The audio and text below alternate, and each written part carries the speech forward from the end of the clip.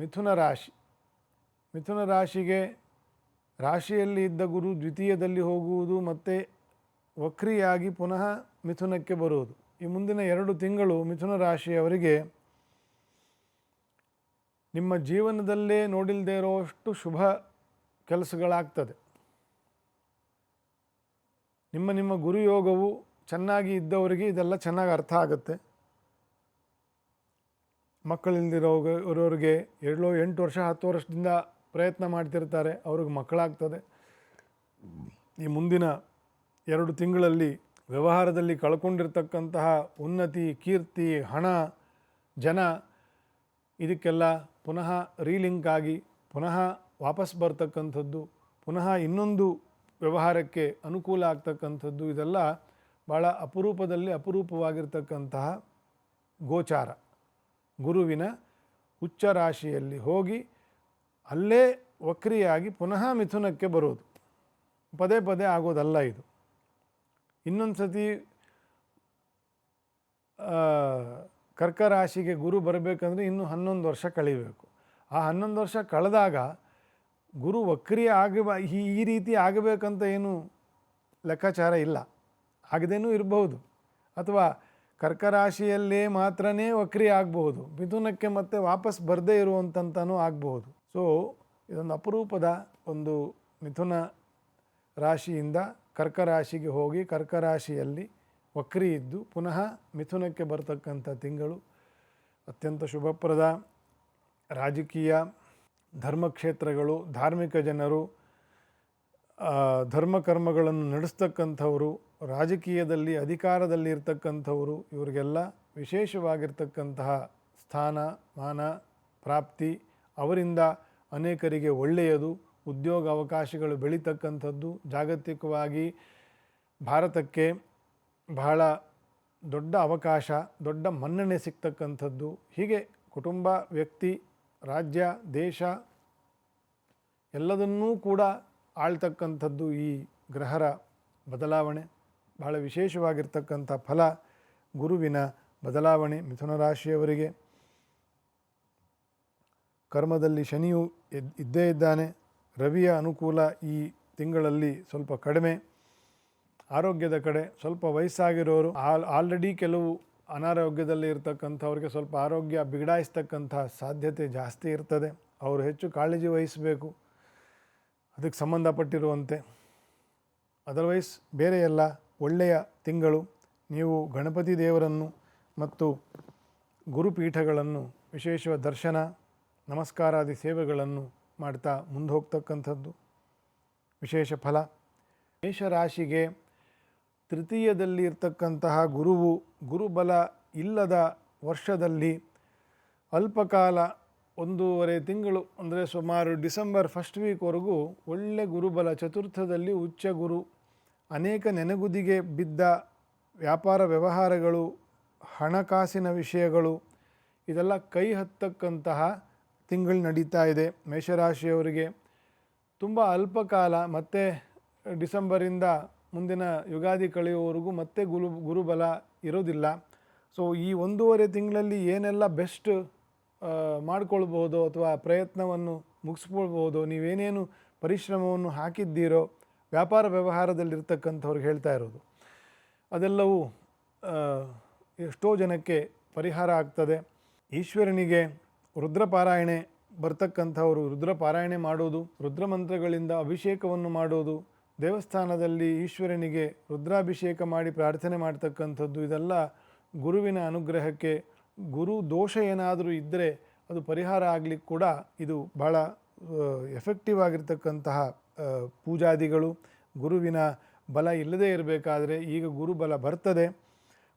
ಗುರುಬಲ ಬಂದರೂ ಕೂಡ ವಿಶೇಷವಾದ ಈ ರುದ್ರಾರಾಧನೆಯನ್ನು ಈ ವರ್ಷ ಮಾಡಿದರೆ ಒಳ್ಳೆಯದು ಮೇಷರಾಶಿಯವರಿಗೆ. ಯಾಕಂದರೆ ವ್ಯಯದಲ್ಲಿ ಶನಿ, ಅವನು ವಕ್ರಿಯಲ್ಲೂ ಇದ್ದಾನೆ. ಈ 1.5 ತಿಂಗಳು ಈ ಗುರುವಿನ ದೃಷ್ಟಿ ವಕ್ರಿ ಶನಿಯ ಮೇಲೆ ಇದ್ದು, ಸ್ವಕ್ಷೇತ್ರದ ಮೇಲೆ ಇದ್ದು, ಶನಿಯ ಬಾಧೆಯು ಕೂಡ ಕಡಿಮೆ ಆಗ್ತದೆ. ಸೊಂಟ ನೋವು, ಕೀಲು ನೋವು, ಬೆನ್ನು ನೋವು, ಬೆನ್ನಿನ ಎಳೆತ, ನರದೌರ್ಬಲ್ಯ ಅಥವಾ ನೆನಪಿನ ಶಕ್ತಿ ಇತ್ಯಾದಿಗಳ ಎಲ್ಲದಕ್ಕೂ ಕೂಡ ವ್ಯಯಭಾವವನ್ನು ನೋಡಬೇಕು. ಶರೀರದ ಅಥವಾ ಮನಸ್ಸಿನ ಎಲ್ಲ ಪ್ರೋಆ್ಯಕ್ಟಿವ್ನೆಸ್ ಅಂದರೆ ಚೈತನ್ಯಕಾರಕವಾಗಿರ್ತಕ್ಕಂಥ ಎಲ್ಲದನ್ನೂ ಕಂಟ್ರೋಲ್ ಮಾಡೋದು 12ನೇ ಮನೆ. 12ನೇ ಮನೆಯಲ್ಲಿ ಯಾವುದೇ ಪಾಪಗ್ರಹರಿದ್ದರೆ ಇದೆಲ್ಲದಕ್ಕೂ ಸಮಸ್ಯೆಗಳು ಬರ್ತದೆ ಅಂತಂತ. ಸೊ ಈ ಸಮಸ್ಯೆಗಳು ಕೂಡ ಸ್ವಲ್ಪ ಪರಿಹಾರದತ್ತ ಆಗ್ತದೆ. ಮೇಷರಾಶಿಯವರಿಗೆ ರುದ್ರಾರಾಧನೆಯನ್ನು, ಈಶ್ವರನ ಆರಾಧನೆಯನ್ನು ಹೆಚ್ಚು ವಿಶೇಷವಾಗಿ ಮಾಡಿಕೊಂಡು ಹೋಗೋದು. ವೃಷಭರಾಶಿಗೆ ಅಲ್ಪಕಾಲದಲ್ಲಿ ಗುರುಬಲ ಇರೋದಿಲ್ಲ, 1.5 ತಿಂಗಳು. 3ನೇ ಮನೆಗೆ ಉಚ್ಚದಲ್ಲಿ ಹೋಗ್ತಾನೆ. ಕೆಲವರಿಗೆ ವಾಸಸ್ಥಾನ ಬದಲಾವಣೆ ಆಗ್ತದೆ. ಕೆಲವು ಜೊತೆಯಲ್ಲಿ ಇರ್ತಕ್ಕಂತಹ ರೂಮ್ ಮೇಟ್ಸು ಅಥವಾ ಮನೆಯಲ್ಲಿ ಇರ್ತಕ್ಕಂತಹ ಅಣ್ಣ ತಮ್ಮಂದಿರು, ಸೋದರ ಸಂಬಂಧಿಗಳು ಮನೆಯಲ್ಲಿ ಇರ್ತಕ್ಕಂಥವ್ರು ಬೇರೆ ಬೇರೆ ಆಗ್ತಕ್ಕಂಥದ್ದು, ಬೇರೆ ಬೇರೆ ಕೆಲಸವನ್ನು, ಬೇರೆ ಬೇರೆ ವಾಸವನ್ನು ಅರಸ್ಕೊಂಡು ಹೋಗ್ತಕ್ಕಂಥ ಬದಲಾವಣೆ ಆಗೋದು. ವಿದ್ಯಾರ್ಥಿಗಳಿಗೆ ವಾಪಸ್ ಮನೆಗೆ ಬರ್ತಕ್ಕಂಥದ್ದು ಅಥವಾ ವಿದ್ಯಾಸ್ಥಳವನ್ನು ಬದಲಾವಣೆ ಮಾಡ್ತಕ್ಕಂಥದ್ದು. ಬ್ಯಾಂಕ್ ಮತ್ತು ಬ್ಯಾಂಕ್ ಉದ್ಯೋಗಿಗಳಿಗೆ, ಫೈನಾನ್ಸ್ ಮತ್ತು ಫೈನಾನ್ಷಿಯಲ್ ಸೆಕ್ಟಾರ್ನಲ್ಲಿ ಕೆಲಸ ಮಾಡ್ತಕ್ಕಂಥವರಿಗೆ ಕೆಲಸದ ಅಥವಾ ಕೆಲಸದ ಜವಾಬ್ದಾರಿಗಳ ಬದಲಾವಣೆ, ಈ ರೀತಿಯ ಕೆಲವು ಫಲಗಳನ್ನು ಹೇಳಬಹುದು ಈ ಗುರುವಿನ ಬದಲಾವಣೆ.